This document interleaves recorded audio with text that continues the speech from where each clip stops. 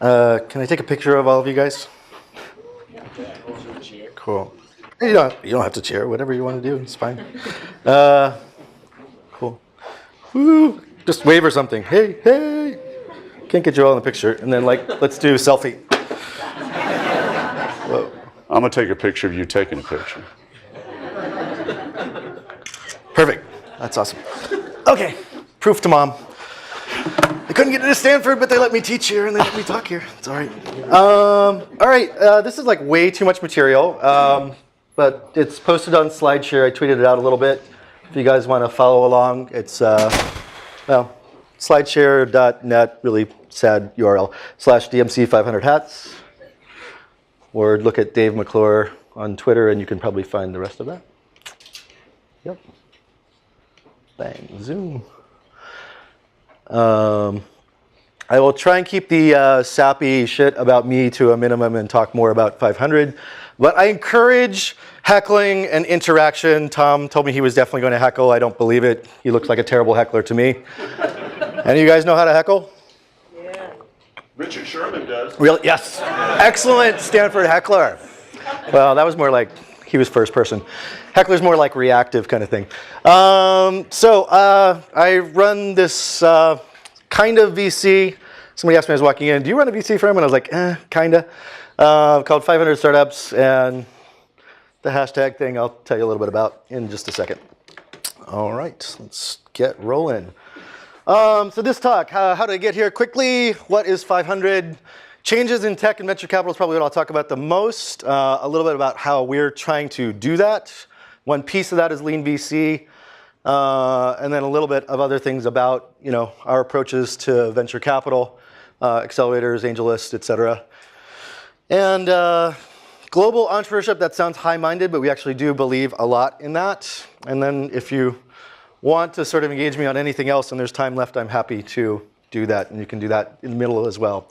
So how did I get here? I started out as an engineer and geek. I graduated from Hopkins barely in '88. That took a little longer than expected, actually. I got there 2 years early, but I ended on time, so you can figure that story out. I started out, came to the Valley in '89. Actually, this isn't the good part of this. So there it is. So hillbilly, born in West Virginia, heck, sort of. Math and CS, although the degree was in applied math, they didn't really have a CS program separate from EE. Was a programmer for at least about 10 years or so. My first paid gig was doing some payroll reports for my mom. And then started a company that was a really shitty company, and it didn't. Anyways, long, sad story. I learned a lot at that. It was 2 years as an independent consultant, about 3 years going from 2 to 20 people, and actually 2 to 20, and then down to 10, and then back up, and then not quite making payroll, and making payroll, and all sorts of stress and crazy shit. And we had a very small and desperate acquisition that I don't really like to brag about, except that it wasn't a zero, so it was a modest win, but it took a fuckload long time. And sorry, yeah. Oh, warning. I swear a lot. My slides are ugly, and that's intentional. And you might remember that. Other warning. This is being broadcast all over the world. Hi. To potential investors in Arabic countries and other Singapore areas, I'm really not this bad in person.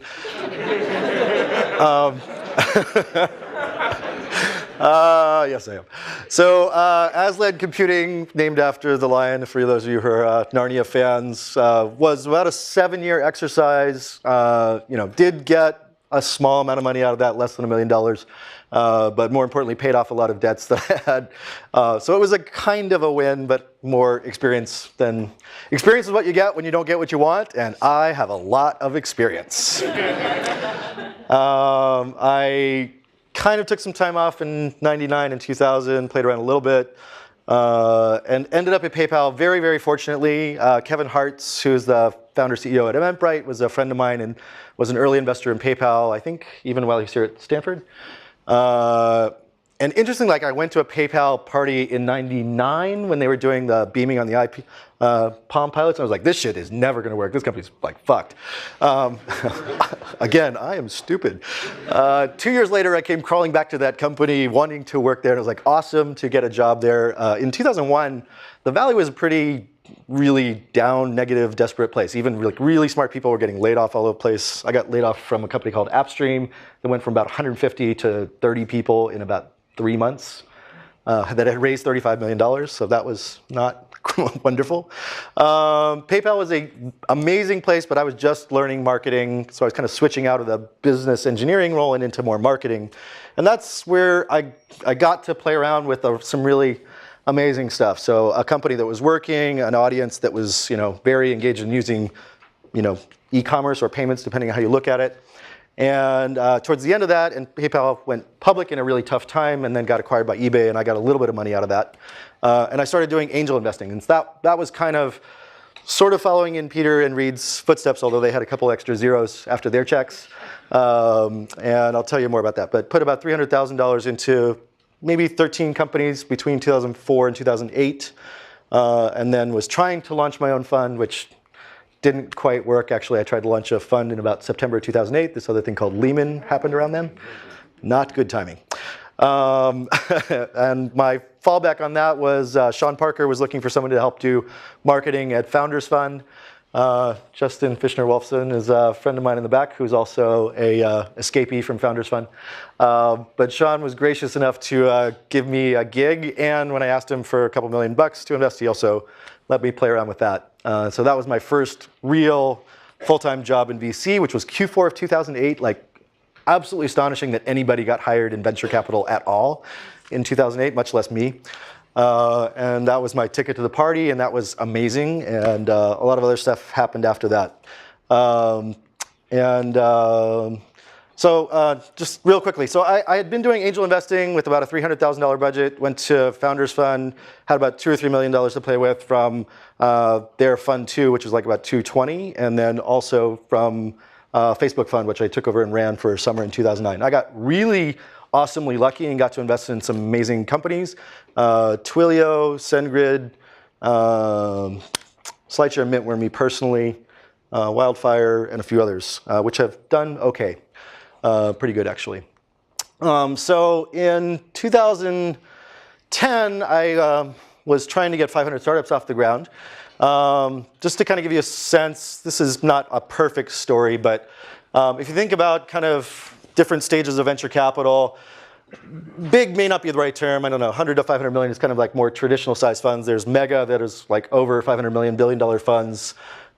Micro, which is kind of where we play, I call that less than 100 million. And then less than 10 million, usually more angels and incubators. And then you have Kickstarter and AngelList, Bootstrap, all sorts of other stuff. So we generally operate kind of in the incubator stage and in the micro VC stage. We run an accelerator program, actually 3 of them.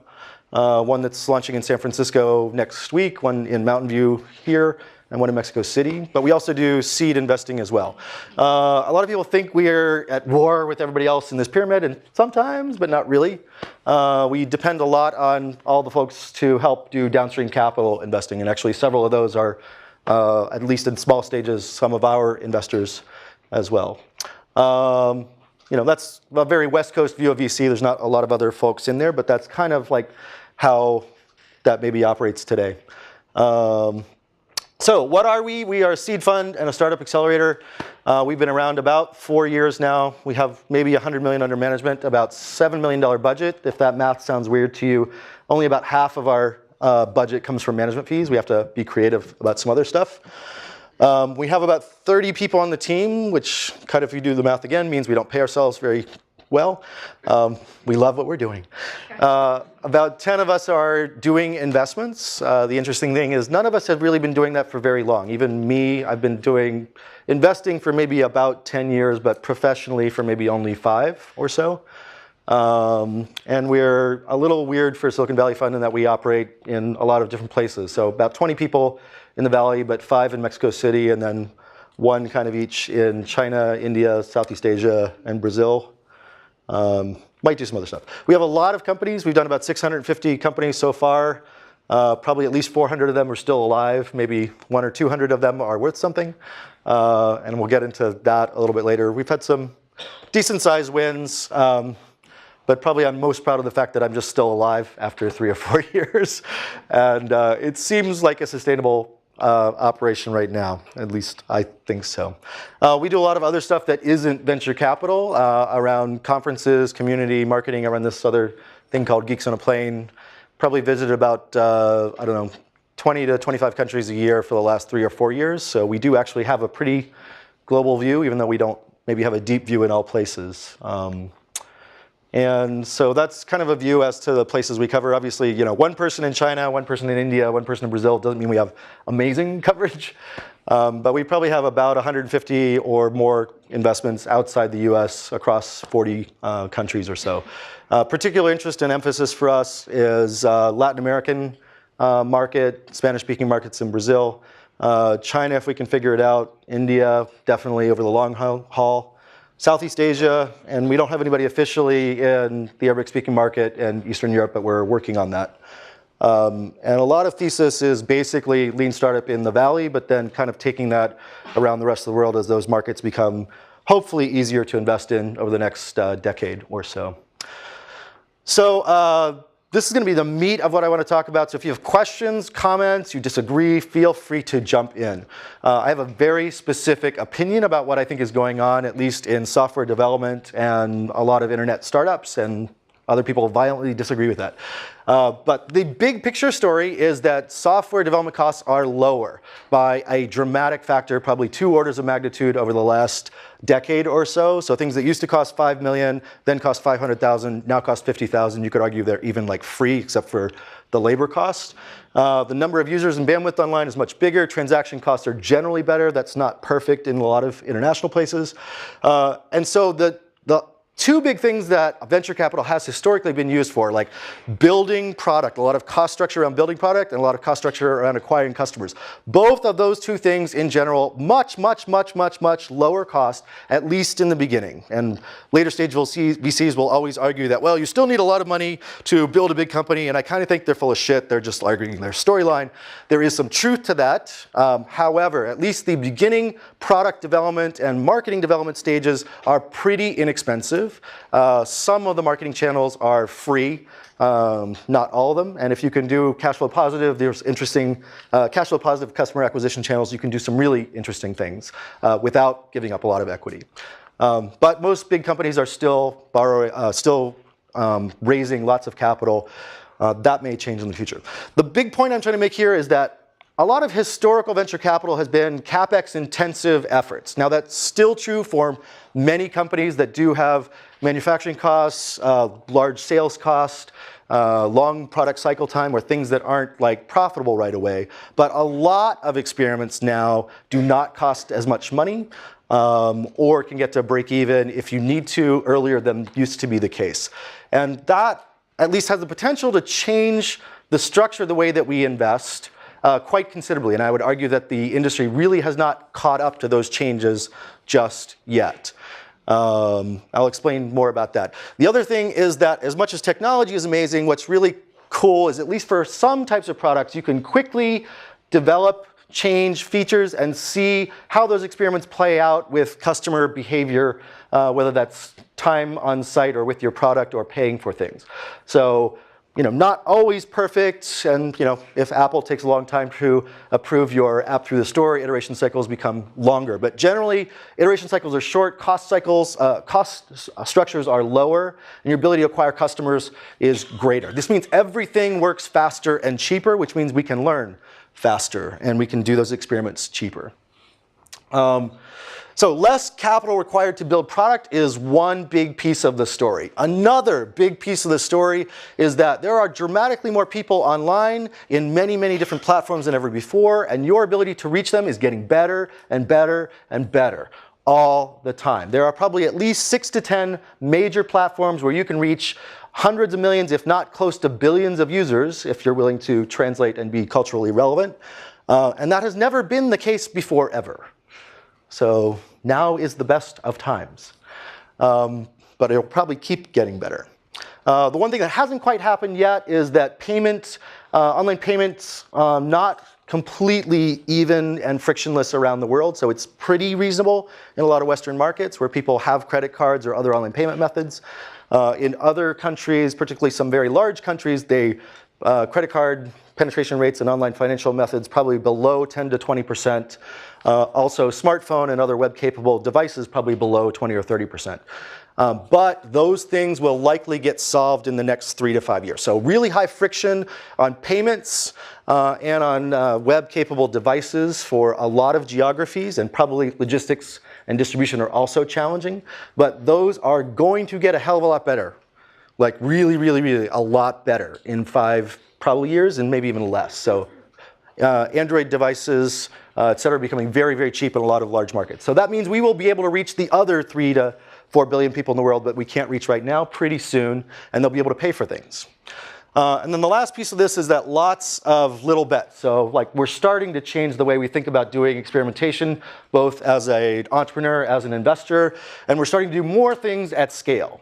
Right now, a lot of people will describe what we're doing and what other people like YC and SV Angel are doing as, throwing darts on the board or spray and pray, whatever. They're all full of shit. That is not what we are doing. And what we're doing is a quantitative experiment at scale to do quick cycle time product development and then increased capital for things that are working. And that's actually quite beneficial to everybody downstream. So a lot of people who are criticizing that approach actually are the beneficiaries of what we are doing. And eventually this will become extremely efficient around the world. It's not going to happen just here. Everybody thinks Silicon Valley is fucking unique, and that's true in some sense, but only because we've had a 50 to 70 year head start. And there's some network effects that sort of keep that propped up. But we won't be, ground zero in Chinese. We probably won't be ground zero in Spanish or Arabic either. But the major thing is that we can do lots of fast experiments. They're cheap. They may fail at high rates, but we'll be able to determine success quickly. And if you kind of think about this is sort of putting entrepreneurship, at least intranet entrepreneurship, into the Henry Ford era. We are starting to get assembly line startup kind of efficiency, and that sounds like it's not creative.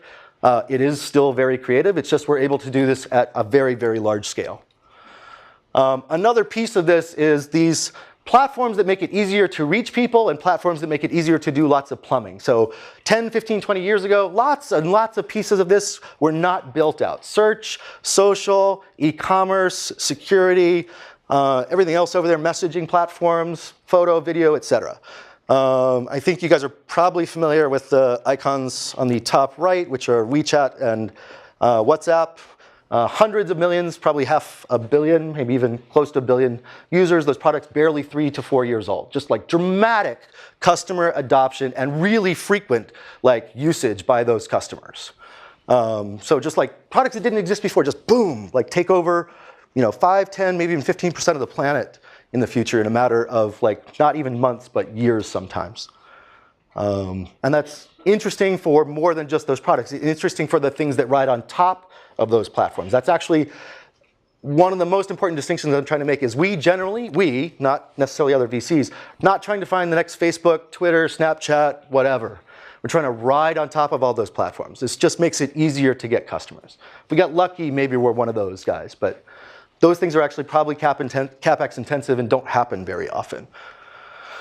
So one thing that happens with all this, we start doing all these experiments and the ecosystem isn't really caught up to this scale yet, and there's lots and lots of companies getting started very cheaply through accelerators, through angels, through bootstrap, through seed funds, and bigger VC isn't quite scaled to catch up with that. And the popular description of that is that's a bad thing. Series A crunch, you're gonna raise money for your startup, you're not gonna be able to get to Series A, oh shit, you're gonna die, life sucks. No. You might die. It's not a bad story.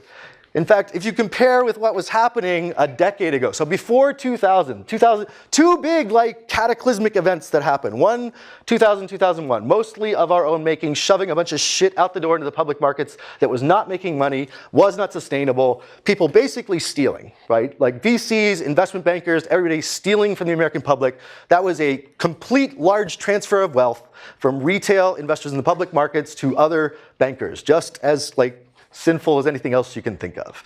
And lots of entrepreneurs and VCs who had crap ton bullshit companies pushing in the public markets worth, in some cases billions of dollars, not sustainable. Bad, don't fucking do that. Unethical, not good business. Yes, some of those folks made a shit ton of money, but not good, right? And here's some of the dynamics of that. After 2008, this was not really a startup world catastrophe. It was a financial and mortgage sort of catastrophe that bled over into our world, right? There was like whole disruption of capital that happened in 2008. Everybody had, oh my God, Sequoia's like, the sky is falling. There's never going to be any more funding for the next 5 to 10 years. Kind of wrong. Actually, a year and a half later, things were kind of fine. But if you look at like the differences in cost structure between just that really short time frame, maybe 8 to 10 years, like what happened before and after. This was like big hardware, big DB that you had to pay millions of dollars for, physical hosting facility, long cycle time development, not many people online, pretty large rounds of capital to get to market, and a limited source of capital that was mostly concentrated, you know, maybe a couple miles up the road. Right? Big fat dinosaur startup, really expensive and hard to get off the ground, right? And everybody was like super psyched about the internet in the late 90s, but these were the conditions for building a startup in the late 90s. Fast forward 10 years later, and all this infrastructure underneath you, pay as you go, all sorts of stuff in the cloud, lean startup methods, quick cycle time development, lots of people online, better monetization, much lower cost of development, like lots of other sources of capital, not completely just Sand Hill Road, but lots of places, right? Lean little cockroach startup. Vast differences in how the world progressed. Like probably 2 Cambrian periods in the pass of a decade, right? What about this side is bad? What about this side is bad? Question, what's bad about it? Fucking nothing is bad about that. It's awesome. It's great. It costs not very much money to build startups. Lots of people can build startups. Lots of things underneath to help you build startups. Pretty good capital availability, at least in developed markets. This is fucking great. Series A crunch, oh, it's terrible. Wrong. Just a lot of big VCs who have a shit ton of deal flow that they can't catch up to. Okay, that's kind of an issue. Maybe a lot of startups that don't have enough money to get to break even and are spending too fast. Okay, maybe a problem if you kind of go for broke. But in general, not a problem. We are nowhere near as fucking stupid as we used to be over here. By 2 orders of magnitude, maybe 3. Crunch good, crunch bad. I don't know. Series A bar is higher. Probably need 1 million in revenue, 1 million active users. I don't know, downloads are for shit. I would talk to active users anyway, but like high growth rates. So like lots of incubated and seed startups are going to fail, and fail means a lot of things, but they might not get $5 million of Series A capital. Okay, that's okay. Probably a lot of those folks don't deserve Series A capital. However, your fail budget, lower by 1 or 2 orders of magnitude. Many failed startups are ramen profitable. You might have a small acquisition out of that. It might cost you less than an MBA to fail on a startup. What's worse, paying $100,000 to go play golf and read about case studies, or get $100,000 to fail and learn something over 2 years about building a business? Sorry, GSP students, if you're here. I'm really kind of sour grapes because I didn't get in. I just keep beating on MBAs. I would have gone. If you guys had taken me, I would have gone. Really, I would have gone. PayPal ended up being a better MBA, but you know, Stanford's not chump change. Anyway, so the costs of failure are relatively low. If you're in other countries around the world, they're actually higher for the emotional cost and embarrassment cost of failing, but they're not that bad. Right? So overall, the founders in the market is getting smarter, more focused at least on customers, problems, and revenue. If you're not in a market where you think you're going to get to Series A, you have to be break even or at least, you know, getting there pretty damn quick. So there's a different class of businesses that you might have to focus on. You might not be able to go, you know, hell-bent for a capex intensive business and get financed through to a big store. You might have to do other things. So a lot of things are going to die. Some will survive and some will thrive. Series A crunch, not so fucking bad. And this man we should all worship at his feet, Naval, Lord Naval, Ravikant of AngelList, and others such as Funders Club and Crowd, Kickstarter, etc. This is what's changing the fabric of VC. I mean, Paul Graham and Ron Conway and First Round and Andreessen Horowitz, Google Ventures, all doing really interesting things in venture capital, but this guy's really ripped the fucking carpet out from everybody and like absolutely changing everybody's position in the game. And we haven't seen all the impact of that yet, but I would like pay attention a lot to syndicates and backers. I think it has a, sorry, I'm an investor. This is full disclosure, but I'm a really small fucking investor. It's like not that big a deal, but I really think this is going to change how we operate. Okay, so a summary of the changes that have been happening. Software startup efficiency and reduced capital costs of building those companies. Still, you might borrow, you might raise a lot of money to build a big business, but in the beginning, it's pretty capital efficient. Markets are growing, lots of platforms with customers to choose from. Major VC industry upheavals, one of our own cause, one not so much of our own cause. Neither of them really that crazy as we thought when we were entering them. The first one probably took 3 or 4 years to recover from. The second one only about 12 to 18 months. And this kind of emergence of micro VC, super angel, the super angel term is definitely a misnomer. We are a VC, we run other people's money. And people that have made dramatic change, SV Angel, First Round Capital, Y Combinator, really sort of did interesting and different things in their fields. More recently, Andreessen Horowitz, Google Ventures, I'm not sure if I listed them, doing pretty interesting stuff, and Angels itself. And that's a plug for a conference that we run that talks about all of this stuff. So as much as I bitch about like the industry being slow to change, in the last 5 to 10 years, it's actually changed. Like there's a lot of things starting to happen now. And so here's our thesis, at least ours. This may not be right, may not be right for everybody, is that we can make a lot of investments on very low cost. Even if like 70, 80% of those fail, we'll figure out a few things that work, and those might return enough capital to offset the rest of the failure.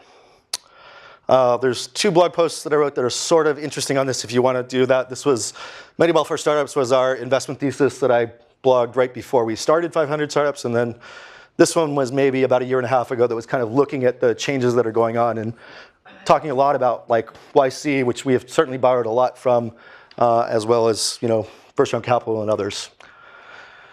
So this lean VC concept is what I'm going to talk about. Now there are other changes in VC that are happening at the other end of the spectrum. So you have large funds that are really almost displacing IPO markets, coming in with large amounts of capital. That's also a strategy that is working. It's a different game than the one we're playing. And the idea is really kind of simple. Make a lot of little bets, figure out which ones work, double down on the ones that work. And actually the small variation on that is double downs on the ones that work that aren't too expensive. And the model that we're kind of working with is that we think we can probably find 20% of portfolio that's interesting, at least might return some capital, and probably 5 to 10% of that that's interesting at some scale that's probably north of 10x. And we're starting to see enough consistency with that that we kind of think that that's going to hold up. It may be dependent upon our deal flow and selection and how much we scale, but we think that that will continue working. We'll see. A basic concept for an MVP team that we think about is engineering, marketing, and design. By design, I really mean UX almost. So someone building product, someone making product usable for people or businesses, and then someone scaling that use. And hopefully there's a business model baked in there somewhere. So the theory of kind of what we're trying to do is pretty straightforward in that you're building functional prototypes for some customer demographic, hopefully that cares about enough to pay, but may use it enough to be valuable. You want to improve the UX to a point where people start converting and you fix the leaky bucket problem. And then you want to scale customer acquisition and distribution, and that might be dependent upon financial costs if those customers are profitable right away or not at all. And there's lots of ways to cut that. So that's how you think about from an entrepreneur side, and I'm leaving off a lot of other stuff about Lean Startup from Eric Ries and Steve Blank and others who are very much more thoughtful on it. But I want to think about this from the investor side, right? So now we're trying to take that same approach, and really I'm simplifying it into 3 sort of phases. It may be less simple than that, but this is good enough, right? So incubation stage or angel stage or bootstrap stage is really just building and validating a product. Next stage is testing the market and maybe testing a little bit of revenue, and then venture scale might be revenue-focused growth, might be non-revenue focused growth, might be profitable revenue focused. So there's different angles you can take there. Let's look at those 3 sort of steps in a little bit more detail. So the first stage is kind of like, I'm saying $25,000 to $100,000 US, but what I'm really saying is enough dollars to pay for cycle time for 1 to 3 founders, maybe over 3 to 6 months. We kind of model like 2.5 founders for 6 months is a reasonable period of time at 5K, kind of works out to around 50 to 100K. In different environments, different products, different teams, that number will vary. But you have enough kind of shots at it that you can kind of build some things. Your goal here is to be extremely simplistic in a lot of ways, which is to identify a customer demographic that you think has an interesting problem or use case and solve for that in the shittiest way possible. And I say that for impact, which is your job is to minimally solve the critical problem as worst case as possible, but sufficiently. And there are, different ways of thinking about that that are more Steve Jobsian, that, people don't know what they want and you need to like overbuild for that. But for a lot of things, particularly things where the problems are not completely solved or not solved well, you don't need to be great at it. You just need to be functional where there are no competitors. Where there are competitors, you do need to be great at it, and not just better, but great at it, much better than the existing incumbents. Right? But your goal is really, many VCs and many people in the industry say, you need to think big, you need to grow that market, and it's like bad advice. Bad advice. Terrible advice. It's very much selfishly around their business models for growing large companies. When you are doing product development, you need as tight a use case as possible. And you want to be able to experiment with a very defined demographic that has a very specific need that you can test your product against. And you want to just minimally solve it as quick as possible because you're probably going to be wrong. Right? So you need a binary sort of yes, does this solve it, or no, it does not, for as narrow and tight a use case as possible. And then when you get that working, you can start to increase and scale it. So it's not that you're going to forget about large market or other use cases forever. It's just in the beginning, as you're trying to conceive of that concept, you want the shittiest successful use case as fast and cheap as possible, because you are going to iterate that as fast as you can. Got that? Not perfect for all scenarios, but much of it is that exercise.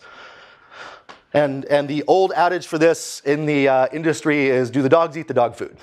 Right? Although in this case, we're not even talking about dogs, we're talking about one, or a small number of customers, not your mom. And from an investor standpoint, what I'm trying to do is figure out if you can solve that problem. And for us, mostly, we do that through looking at product. I can't guess if you're amazing. If I know you, maybe I can. The other big mythology is people think about, product, market, team, and everybody says, oh, team's most important, or big market is most important. And those are crystal ball exercises. You are projecting whether that team is excellent. You are projecting whether that market is big. You may have some knowledge of how big it is today. But the product is there in front of you. What they have built is there. That is factual evidence based on their execution to date. Maybe they have historical product success or entrepreneurial success. So that's why we focus on product. We think the team is really important, but we don't know who the fuck they are generally. 80% of our entrepreneurs are first timers, and we don't know them very well. So product is the mirror to the soul of the team. And I don't give a fuck how big the market is. It might be that big 5 years from now, but I'm not playing for how big it is right now. Market does matter, but product is the team. Their execution is the product. If the product is fucked up, the team is fucked up, kind of. Some part of it. They can blame each other. Oh, it's the engineer. No, it's the designer. No, it's like the guy doing the marketing. But some part of that product is a Fourier transform into the team's skills and abilities. Yeah, I failed that course. Slept through the final. Next phase, so market validation, right? So I get past that first phase. I can build something. Someone uses it. Great, you're not an idiot, and there's a customer, at least one. Scale. Now, how many customers? What's the cost structure of acquiring those customers? How much money do you make from it? And it's a financial equation that you're trying to figure out. It's a marketing and financial equation that you are generally trying to figure out. And there's different pieces that you can tweak, right? You can tweak the cost of the structure of the marketing campaign so customer acquisition comes down. You could change whether you hold physical inventory or not, if it's a physical product. I can increase the user experience, design, pleasure experience so that conversion rates go up or that retention goes up.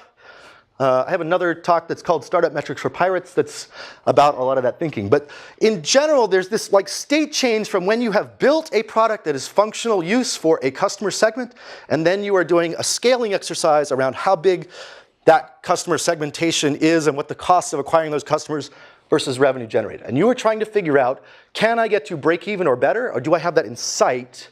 And then can I solve the financial equation to let me have the runway to figure that out? And if you're thinking from an entrepreneurial standpoint, what you want is to be minimally sufficient around capital raise so that you can get to that next milestone without having to raise a whole bunch of capital when your valuation is low. That's more advanced exercise. And some people say, fuck it, just raise as much capital, but I don't agree with that. So this exercise is figure out how to scale channels of customer acquisition. Maybe you're doing some competitive differentiation from other similar products. You might be looking at whether revenue is starting to work and whether your unit economics might be cash flow profitable at some point, or at least they don't suck enough that you think you can get there. Got it? Right, I've got a big market that might make me money someday is the test that you're trying to get past. And then the last one, and this is where venture comes in, is, okay, I think we can take this really big. Let's pour some big fucking money at this and go after it, right? And it could be that I'm going for acquiring users, could be acquiring revenue, could be, profitable revenue. If you're not finance, this would have to be something that you're doing, through your own cash flow, maybe through borrowing debt. Actually, interesting thing is when you get to cash flow positive unit economics and you're doing that at scale and you can prove it, you should probably be raising debt, not equity. Leave that as a proof to the reader, but I think that should be the case more thoughtfully. You might combine debt and equity there. So that's the three things that we're talking about, right? Okay. And what I'm really trying to impress upon you is venture capital is not a black art. It's a fucking glorified mortgage processor. We are trying to find smart people who can build products that solve problems for customers, and then we want to give them money, and we want to give them money at scale. And this bullshit around there being only 10 great companies built every year, the unicorn, that's so full of shit. That is so bad. That is not how our economy works. Probably 50% of US GDP is made from non-public companies, probably at least 20% of that from companies smaller than 100 people. Around the globe, it's probably more like 50 to 80% of global GDP. I'm running out of breath because I'm so emotional. Most innovative companies are small. Most of global GDP is from small companies. Yes, there are great big companies that produce value and do innovation, and that's great. But may 1,000 fucking flowers bloom, and I know the analogy is actually for something else, but we want to be very efficient at making lots of singles and doubles. We'll get some home runs. But if we keep fucking swinging for the fences, our hitting form just sucks, and we're gonna miss all sorts of on-base opportunities. So, product market revenue. There is a science to this. It's not perfect yet, but you can start to figure out how it works. Solving for use case here and some customer segment. Solving for scale and possibly profitable channels of customer acquisition. Scale the organization. Figure out your optimization, whether that's users, revenue, profit, whatever. Got it? By the way, if we solve all these problems, world gets better. Companies work more efficiently. People get more jobs. Yes? How have you refined that over time? What'd you say? How have you refined that process over time? I've only had 3 to 5 years to iterate on it, so it's mostly theory right now, but I believe it to be true. From when you started, has anything really changed at all in terms of numbers? Not dramatically. The surprising thing was that it doesn't look like I was wrong. I mean, 5, 6 years ago I was spouting this shit and I was like, I had really no evidence. I was like, oh, I think this is gonna work. Now I got about 600 companies like, yeah, it's starting to work.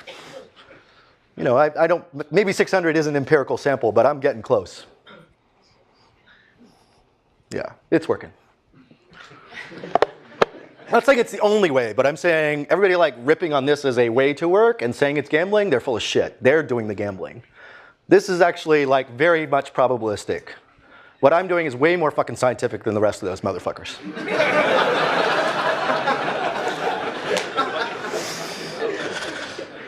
Come on, like they're like making $1 million bets, 30 of them over 4 years and thinking they're gonna get $1 billion. I'm making 200, 300, and we're just trying to like get like, $50 to $100 million outcomes. I have a much easier job.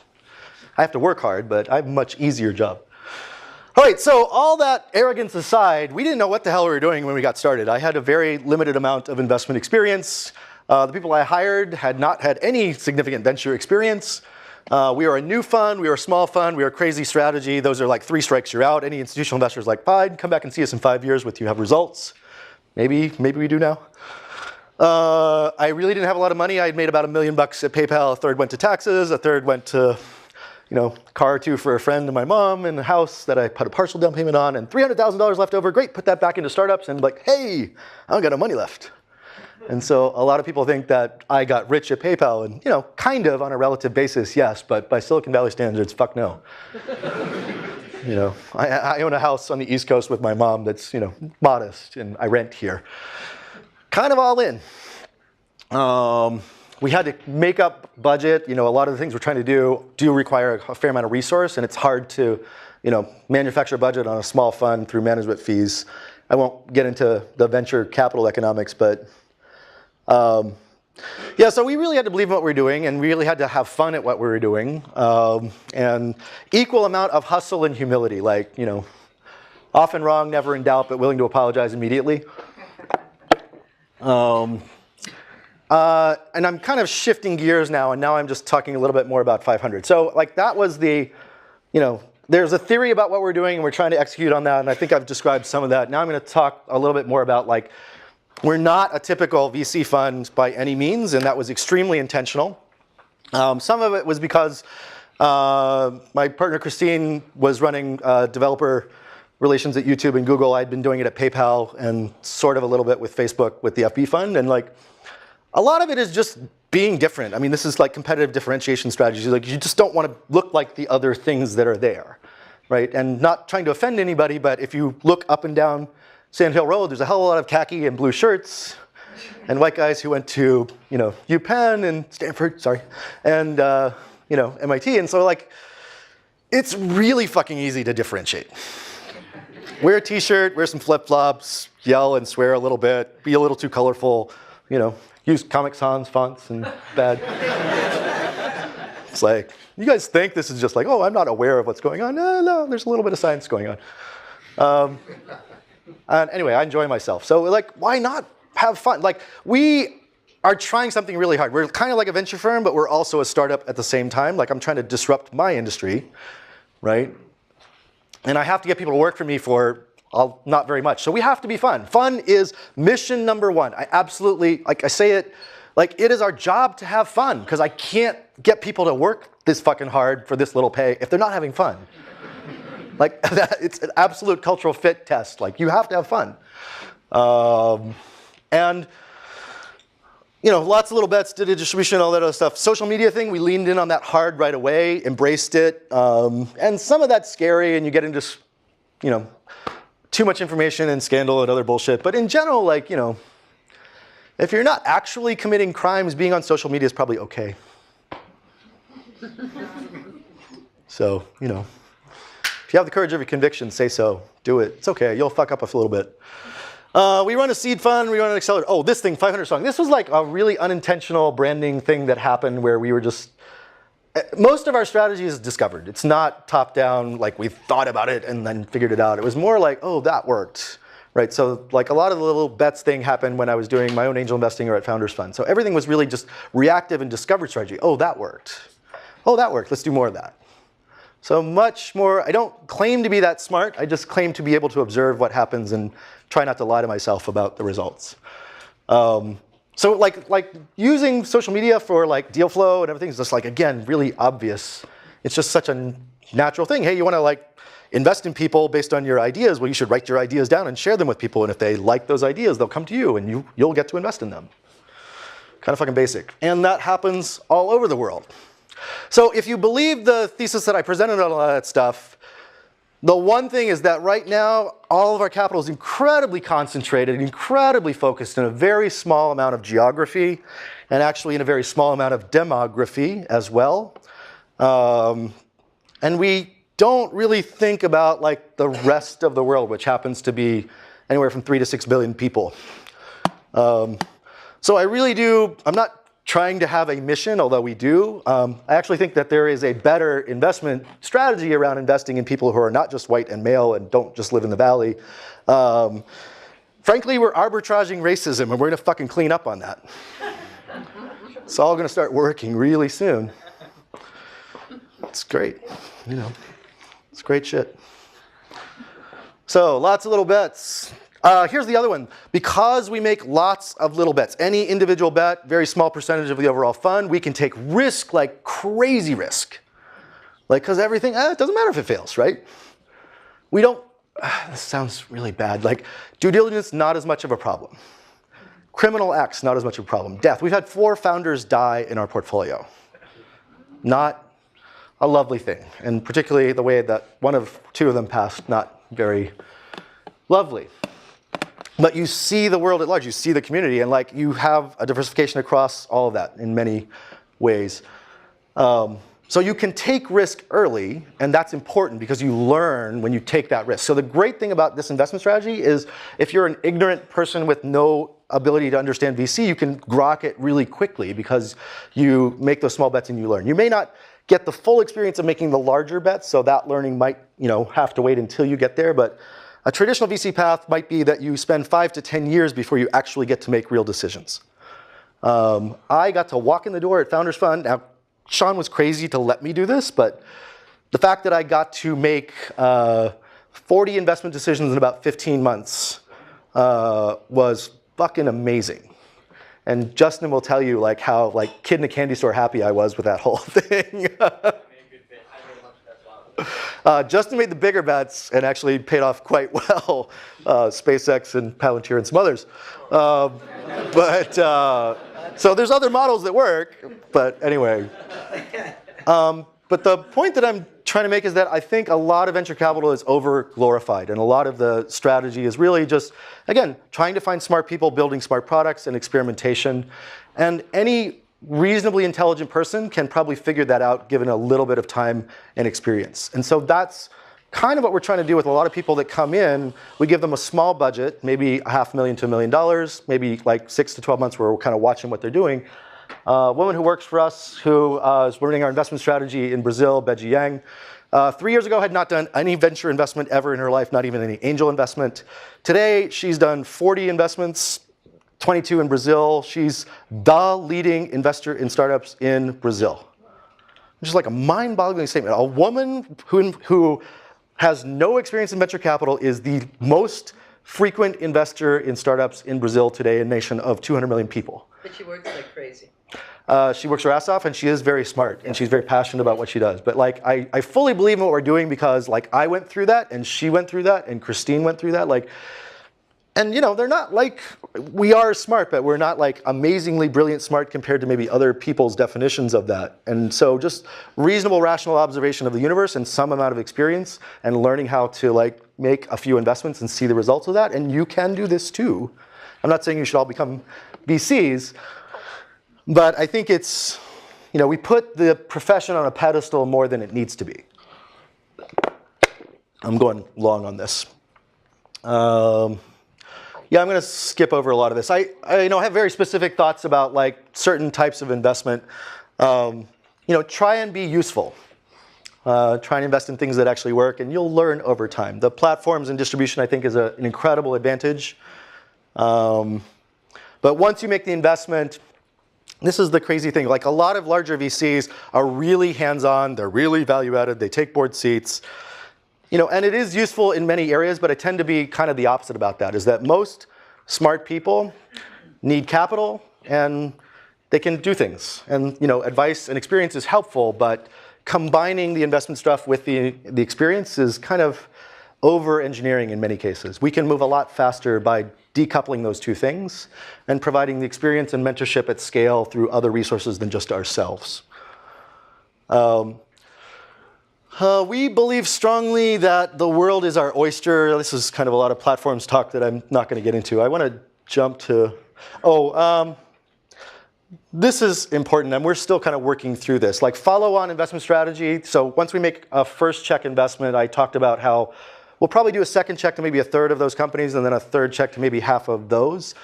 And I've started to think a little bit more about whether we should be doing that second and third check, and it's kind of a complex sort of exercise there, but it's not, even though you might identify that companies are performing, you might not always want to make that second check investment. This is kind of narrow. If you're into venture capital, I'm happy to have beers with you about this, but think about it like visual images. You're investing up the curve. So there's 3 things, right? Here's the flat, here's the elbow, and here's the wall. And kind of think about yourself as an investor, or an entrepreneur. You can make product bets on this thesis too, but you're betting in the flat where price is low and information is scarce, right? You don't know whether the team or the product is working or anything, but you're just betting at a low cost. at the elbow, something is starting to work, right? Which is either usage is increasing, revenue increasing, other investors are coming in, something else looks like it's working.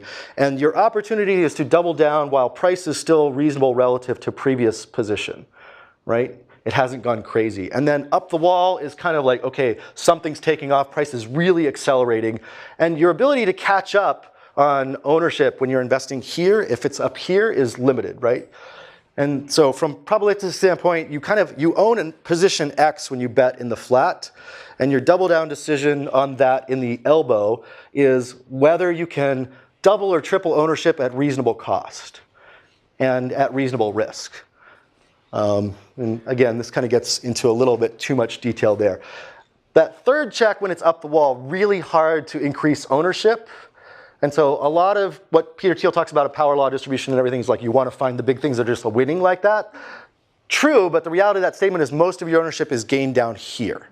Right? Now, larger investors won't jump in until the elbow or into a wall, and they have larger amounts of capital.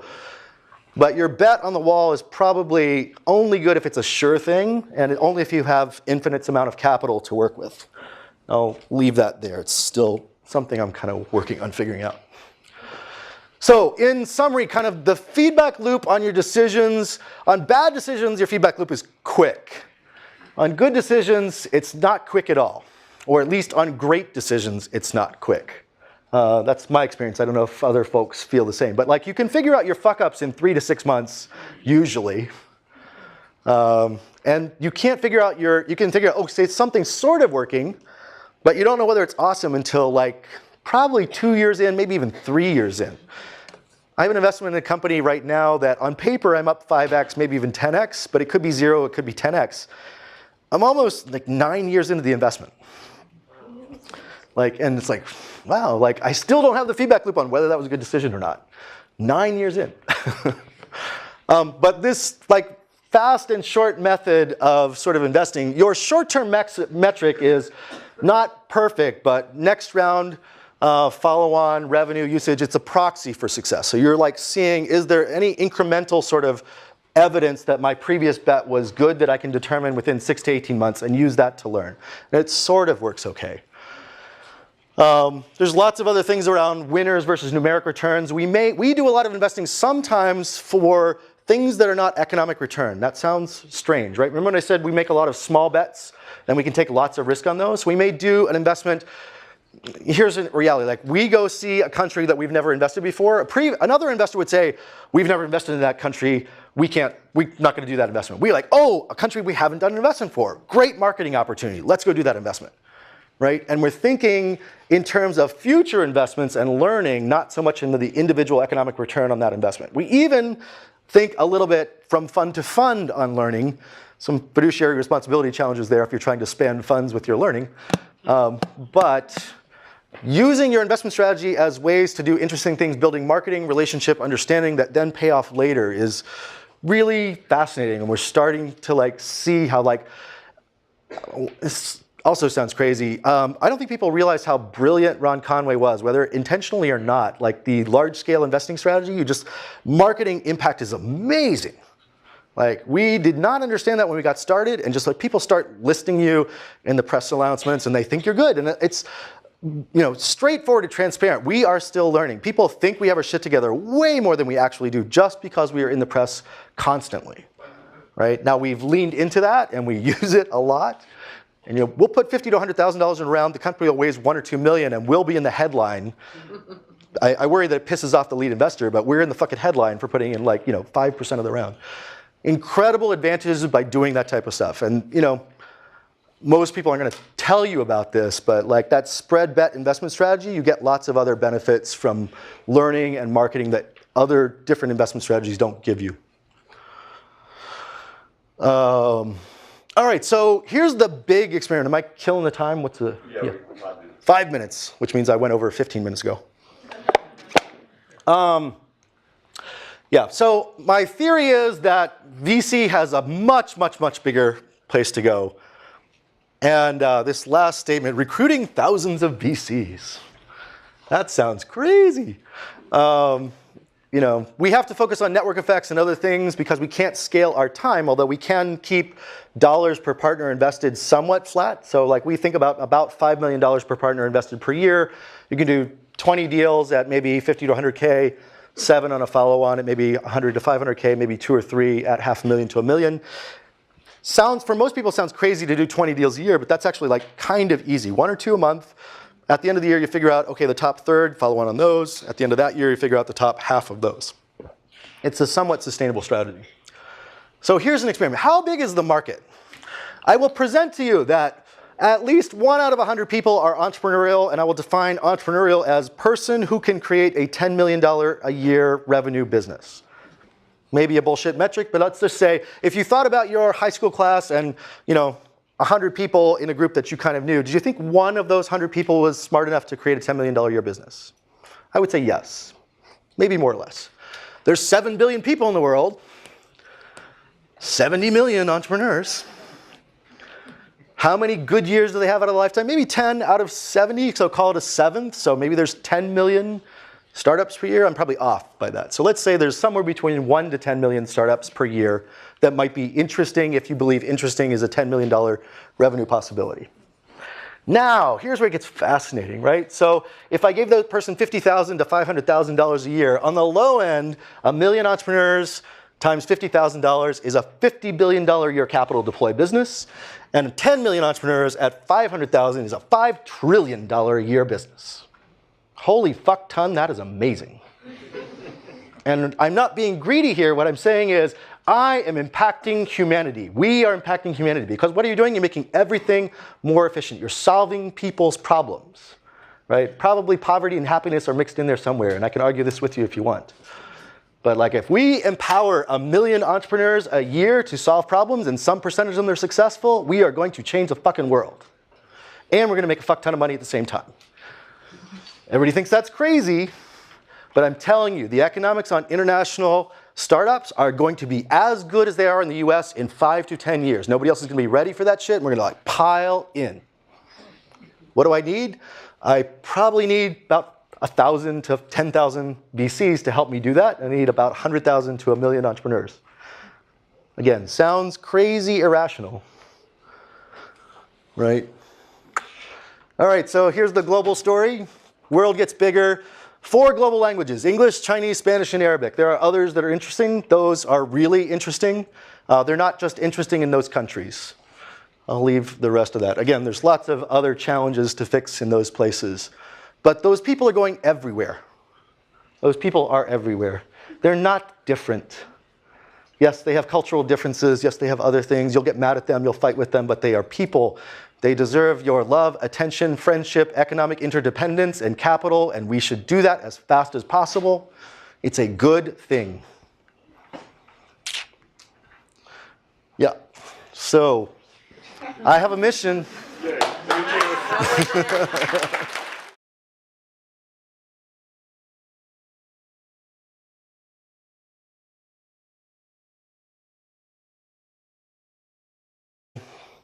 The hashtag thing I'll tell you a little bit about in just a second. All right, let's get rolling. So this talk, how did I get here quickly? What is 500? Changes in tech and venture capital is probably what I'll talk about the most. A little bit about how we're trying to do that. One piece of that is lean VC. And then a little bit of other things about our approaches to venture capital, accelerators, AngelList, et cetera.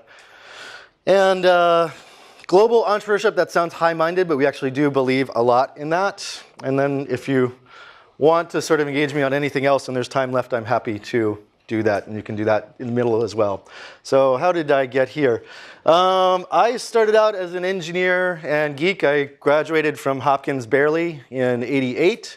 That took a little longer than expected, actually. I got there 2 years early, but I ended on time, so you can figure that story out.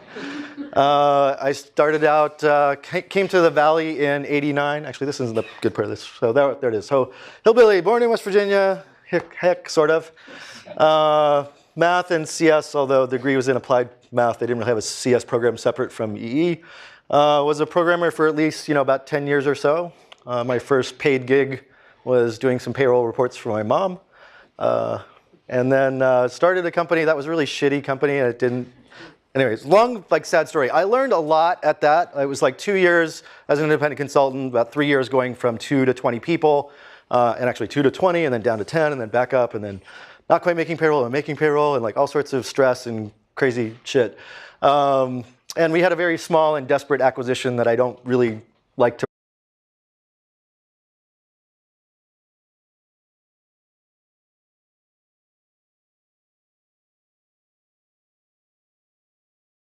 Can I take a picture of all of you guys? Cool. You don't have to cheer. Whatever you want to do, it's fine. Cool. Woo! Just wave or something. Hey, hey! Can't get you all in the picture. And then let's do a selfie. Whoa. I'm gonna take a picture of you taking a picture. Perfect. That's awesome. Okay. Proof to mom. I couldn't get into Stanford, but they let me teach here and they let me talk here. It's all right. All right. This is way too much material, but it's posted on SlideShare. I tweeted it out a little bit. If you guys want to follow along, it's slideshare.net, really sad URL, /DMC500hats. Or look at Dave McClure on Twitter, and you can probably find the rest of that. Yep. Bang. Zoom. I will try and keep the sappy shit about me to a minimum and talk more about 500. But I encourage heckling and interaction. Tom told me he was definitely going to heckle. I don't believe it. He looks like a terrible heckler to me. Any of you guys know how to heckle? Yeah. Richard Sherman does. Really? Yes. Excellent Stanford heckler. Well, that was more he was first person. Heckler's more reactive kind of thing. I run this kind of VC. Somebody asked me as I was walking in, do you run a VC firm? And I was like, kinda. Called 500 Startups. And so just real quickly. So I had been doing angel investing with about a $300,000 budget, went to Founders Fund, had about $2 or $3 million to play with from their Fund 2, which was about 220, and then also from Facebook Fund, which I took over and ran for summer in 2009. I got really awesomely lucky and got to invest in some amazing companies. Twilio, SendGrid, SlideShare Mint were me personally, Wildfire, and a few others, which have done okay. Pretty good, actually. So in 2010, I was trying to get 500 startups off the ground. Just to kind of give you a sense, this is not a perfect story, but if you think about kind of different stages of venture capital, big may not be the right term. I don't know, 100 to 500 million is kind of more traditional size funds. There's mega that is over 500 million, billion-dollar funds. Micro, which is kind of where we play, I call that less than 100 million. And then less than 10 million, usually more angels and incubators. And then you have Kickstarter and AngelList, Bootstrap, all sorts of other stuff. So we generally operate kind of in the incubator stage and in the micro VC stage. We run an accelerator program, actually 3 of them. One that's launching in San Francisco next week, one in Mountain View here, and one in Mexico City. But we also do seed investing as well. A lot of people think we're at war with everybody else in this pyramid, and sometimes, but not really. We depend a lot on all the folks to help do downstream capital investing, and actually several of those are, at least in small stages, some of our investors as well. That's a very West Coast view of VC. There's not a lot of other folks in there, but that's kind of brag about, except that it wasn't a 0, so it was a modest win, but it took a fuckload long time. And sorry, yeah. Oh, warning. I swear a lot. My slides are ugly, and that's intentional. And you might remember that. Other warning. This is being broadcast all over the world. Hi. To potential investors in Arabic countries and other Singapore areas, I'm really not this bad in person. Yes, I am. So Aslan Computing, named after the lion, for those of you who are Narnia fans, was about a 7-year exercise. Did get a small amount of money out of that, less than $1 million. But more importantly, paid off a lot of debts that I had. So it was a kind of a win, but more experience than... Experience is what you get when you don't get what you want, and I have a lot of experience. I kind of took some time off in '99 and 2000, played around a little bit. and ended up at PayPal very, very fortunately. Kevin Hartz, who's the founder CEO at Eventbrite, was a friend of mine and was an early investor in PayPal, I think even while he was here at Stanford. And interestingly, like I went to a PayPal party in '99 when they were doing the beaming on the IP, Palm pilots. And I was like, this shit is never going to work. This company's like fucked. Again, I am stupid. 2 years later, I came crawling back to that company wanting to work there. And it was like awesome to get a job there. In 2001, the Valley was a pretty really down, negative, desperate place. Even really smart people were getting laid off all over the place. I got laid off from a company called AppStream that went from about 150 to 30 people in about 3 months that had raised $35 million. So that was not wonderful. PayPal was an amazing place, but I was just learning marketing. So I was kind of switching out of the business engineering role and into more marketing. And that's where I got to play around with some really amazing stuff. So a company that was working, an audience that was, very engaged in using, e-commerce or payments, depending on how you look at it. And towards the end of that, and PayPal went public in a really tough time and then got acquired by eBay, and I got a little bit of money out of that. And I started doing angel investing. And that was kind of sort of following in Peter and Reed's footsteps, although they had a couple extra zeros after their checks. And I'll tell you more about that. But put about $300,000 into maybe 13 companies between 2004 and 2008, and then was trying to launch my own fund, which didn't quite work. Actually, I tried to launch a fund in about September 2008. This other thing called Lehman happened around then. Not good timing. And my fallback on that was Sean Parker was looking for someone to help do marketing at Founders Fund. Justin Fishner-Wolfson is a friend of mine in the back who's also a escapee from Founders Fund.